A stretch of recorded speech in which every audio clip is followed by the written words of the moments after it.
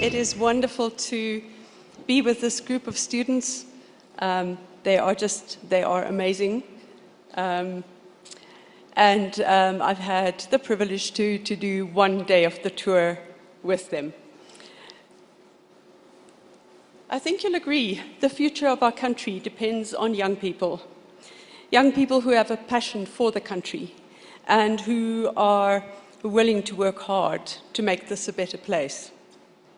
There are many talents that we need, not all of them in science, but we depend to a great extent on some of our young people being into STEM subjects, being passionate about it, talented in it, and passing and achieving in the STEM subjects, i.e. sciences, technology, engineering, and mathematical subjects.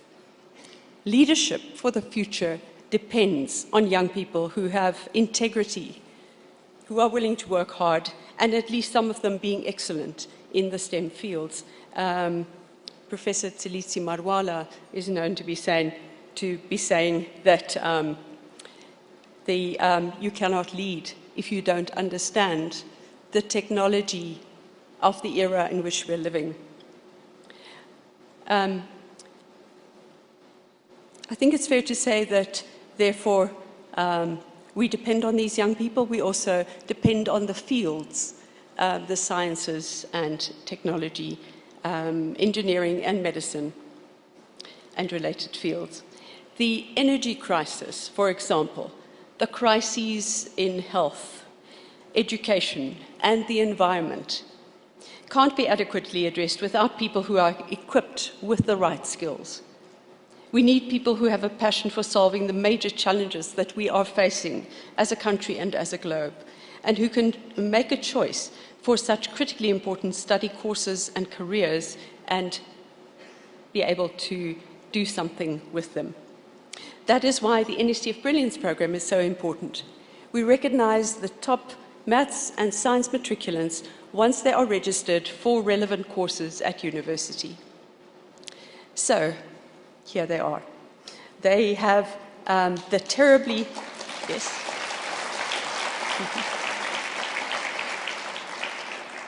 They have the terribly important skills of matric maths and science, but they're only just beginning, and our academics will tell you that they haven't even started. Once you've got a BA or a BSc, that's when you start, right? But these are the talented young people who are well on their way because they've made a good start to these relevant courses. Now, you'll say to me that I've left out some students on the stage who have terribly important skills, and you would be right. We need those skills that are excelling in the social sciences and humanities too, and for that matter, life sciences as well. Life sciences isn't part of the Brilliance Programme design, but we had a look at our students' life sciences marks, and all of them that did life sciences excelled in that subject as well. All but 2 of them took life sciences, and their average is 92%.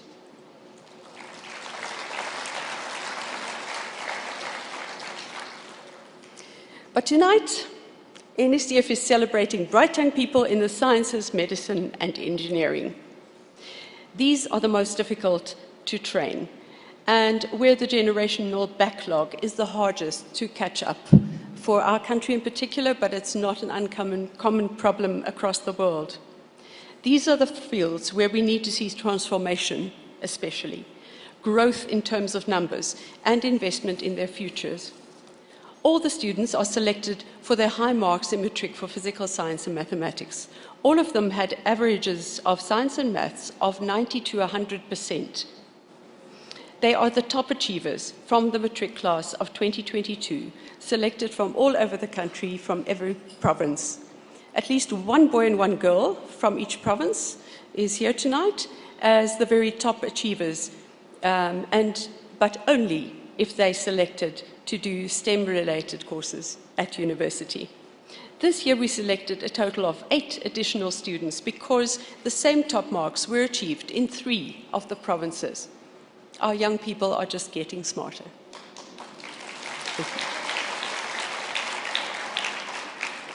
The Department of Science and Innovation and the South African Council for Natural Scientific Professions are currently the main sponsors of the Brilliants Programme. The department also provides funding for the awarding of some partial bursaries for selected students. The average mark that these students attained in the National Senior Certificate exams was 99% for science and maths.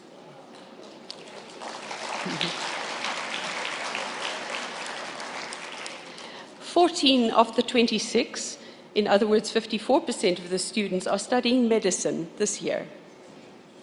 I think this is encouraging because South Africa has an excellent track record in medical research, and we anticipate that these students will become medical researchers. We have always had awards for medical researchers in some field or other at the annual NSTF Awards, and we now have a new sponsor in the South African Medical Research Council. So it is a very important area of science and technology for South Africa. 9 of the students, or 36%, are studying engineering in various branches. 1 student is doing astronomy and astrophysics, and 1 is doing dietetics. The schools from which the students come are mostly evenly spread among the 5 quintiles. Now, I don't know if you know this, but the Department of Basic Education has a classification system for the resources, schools according to their resources. So 5 is the best resource schools, and quintile 1 is the poorest resource schools. And these students come from all 5. They are about evenly spread among these quintiles.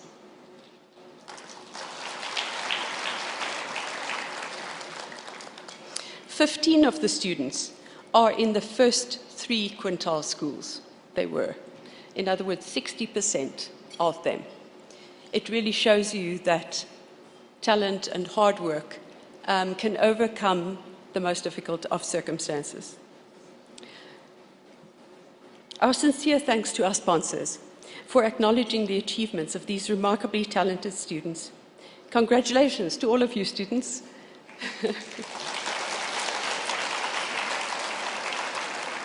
The NSTF recognizes your hard work and the perseverance that was demanded of you in matric in the context of the COVID pandemic and of load shedding, and the strength of character that you needed to persist to be among the top achievers at all.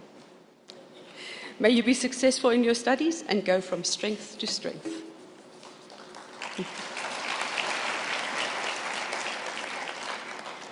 We will now hear speeches by 4 of the students.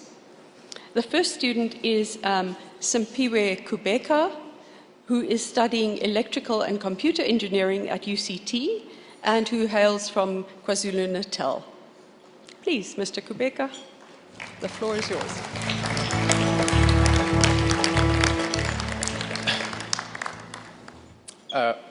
Good evening, ladies and gentlemen. Speaking to you is Simpiwe Kubeka from a village of Ladysmith in KZN, and I matriculated in High School of Mtwaneni. I'm currently a student at the University of Cape Town doing electrical and computer engineering, and as a country of South Africa, we've experienced a lot of power shortages with the hope that they will end soon. We've experienced this not because we lack the science to terminate it, but because we lack the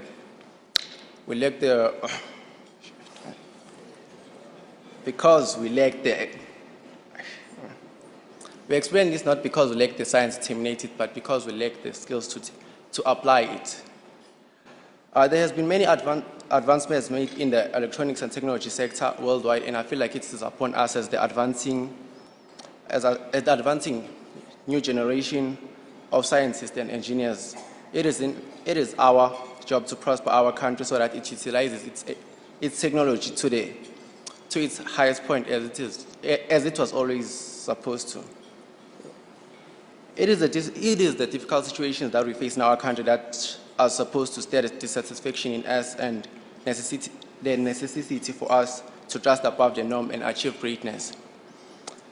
I enrolled in this course because I felt like as the world is moving towards the fourth industrial revolution and everything moving to automation, there's no better chance to engage in this technical development than now for the benefit of our country and its people. We, of course, cannot move forward without prior knowledge, and as I quote the words of Saint Isaac Newton's, if I've seen further, it is by standing on the shoulders of giants. We've acquired the necessary knowledge from great thinkers, and we should embrace it and show gratitude for it by optimizing its usage. We are all here because we've achieved great. We've achieved great in our high school, and as much as we are capable of doing anything, we've realized that passion was mostly important because it is like the fuel for the journeys that we've all embarked on. And on that note, I would like to thank everyone for listening. Thank you.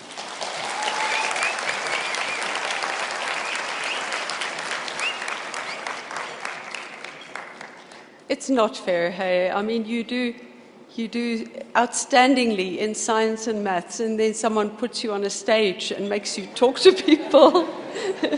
Simply, we're well done. Thank you.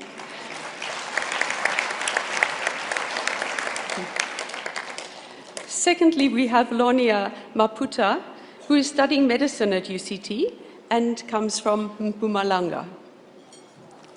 Lonia.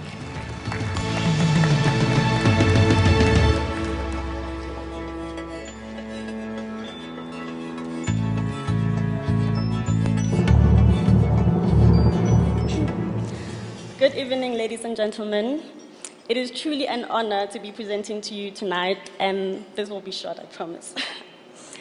As introduced, my name is Lonia Maputa, and I come from a small village called Oorlog, somewhere in the middle of Mpumalanga in Limpopo. And I matriculated last year at Kwandebele Science School in Mpumalanga. I would first like to start by thanking the NSTF for this amazing opportunity. The past few days have been filled with momentous experiences, which I believe provide an amazing head start for me as I'm in the beginning of pursuing my career. As introduced, I am studying medicine at the University of Cape Town during my first year. And the big question now is why I chose to study medicine. And it's been not because I got distinctions, as everyone back home says. A few years ago, I fell really ill, and I was hospitalized for quite a long period of time. And it was during that time where I started to ask myself the questions, how my body has been functioning all this time, and how it somehow began to fail me. From that moment, and driven together with my inner curiosity, I began to develop a huge interest for human anatomy and physiology, which has been growing ever since. And with that, living in an area where people wake up to and go to sleep filled with democratic frustrations to which the hope of many people perishes, I have always dreamt of and believed that with just the right amount of curiosity, the right amount of time in research, and exploration of all the possibilities around us and within us, there's still hope for the future. It's easier said than done, but it's something, and that's how I ended up choosing medicine.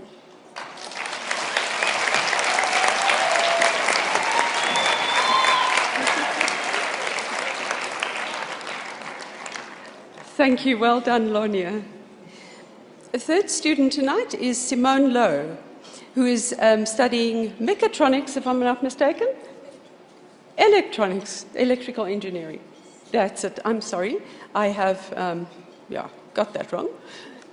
At Stellenbosch University, I got that right. Yes. Right. And she hails from the Western Cape. Simone.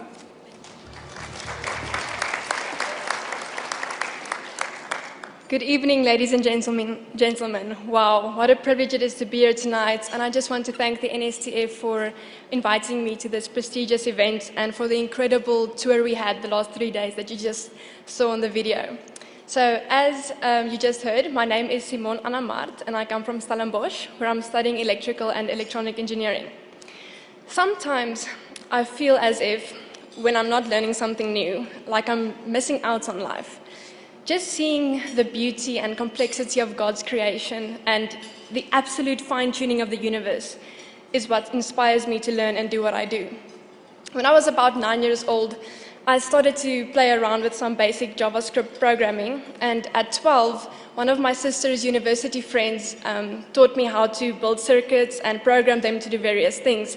And I love the idea that if I see a problem, I can build and then program something to address that specific need. And I kept learning and building, and I eventually realized that if I actually want to produce something useful to society that can make a difference, I probably have to study something like electronic engineering. My dream is to one day innovate in such a way that I do not let the human belief in the impossibility of things limit me.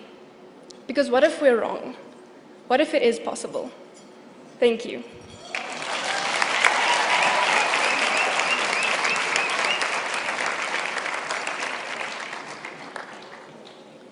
Thank you, Simone. I must tell you that Simone was the one who was asking all the questions when we went to visit Tsimologong Precinct, which is a software development innovation center at Wits. So, yes, she's ahead of the rest of us, well, some of us anyway. Way to go. Last but not at all least, we have Voninga Kwetsimani Maritsi, studying medicine at UCT from Mpumalanga. Voninga.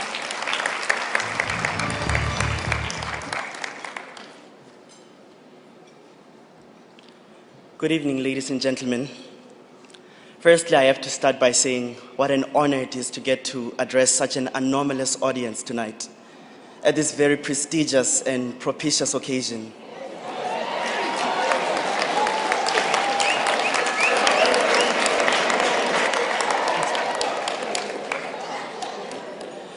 For which I give thanks to God for the wonderful blessing it is to be found here. And to the NSTF, I say thank you for an opportunity to be part of something greater than myself. I am Voninga Kwetsimani Maritsi, a very handsome young man, as you can see.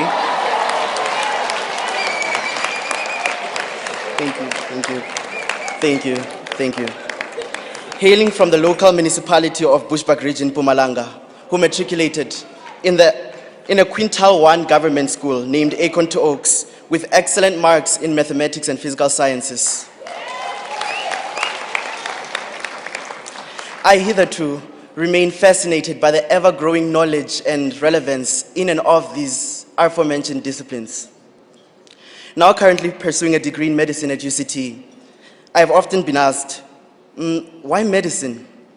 And my answer to this question has always drawn me back to my childhood experiences and many other experiences of my loved ones of the poor South African public healthcare system. However, time wouldn't allow me to even briefly tell of my anecdotes pertaining to the same experiences. And so in short, I'll say it in this way.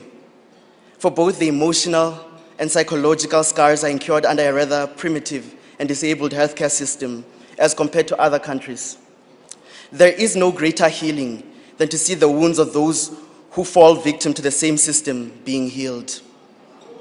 Studying medicine, thank you.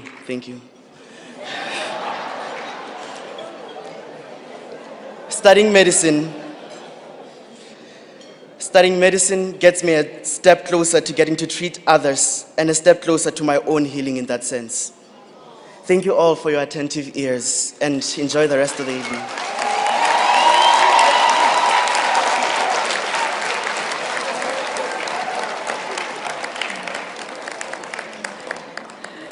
Thank you, Voninga, our inspiration for having self-confidence. Really appreciated that. Well done. Now I have an exciting announcement. We got the opportunity of sending 2 of these students to London to leave later this month, only in about 10 days' time, to attend the London International Young Youth Science Forum. Yes. This is courtesy of the Department of Science and Innovation and the City of London. The Youth Science Forum lasts for 15 days from the 26th of July to the 9th of August at Imperial College London. They welcome 500 science students from more than 70 countries. Following a process of selection, our team considered certain criteria when we listened to the students' speeches and shortlisted 10 of them. It was terribly difficult to choose because not only are these students super smart, but many of them have a way with words, as you heard. A number of them also see the bigger picture and how their study fields relate to problems that the world is facing. In the end, the winners of the London trip are Lutendo Portia Rambeva,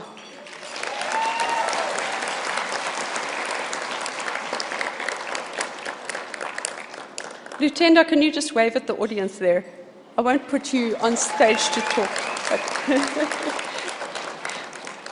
She's from Limpopo and she's studying medicine at UCT.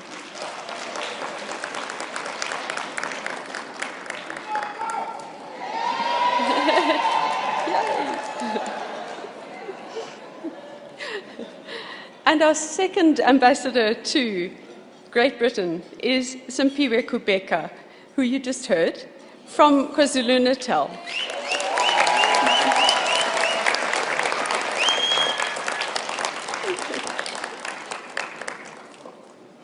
They both happen to be studying at UCT. I promise you we have not got a deal with UCT. We're being paid absolutely nothing for this. And so the two will pack their bags, if they haven't already, and with some warm clothes, but they've had the experience of snow in Johannesburg, so they're well prepared, I think, now for London. We send them off with great joy, and we hope that the experience will be a very fulfilling one. Give the students a last round of applause, please. Thank you.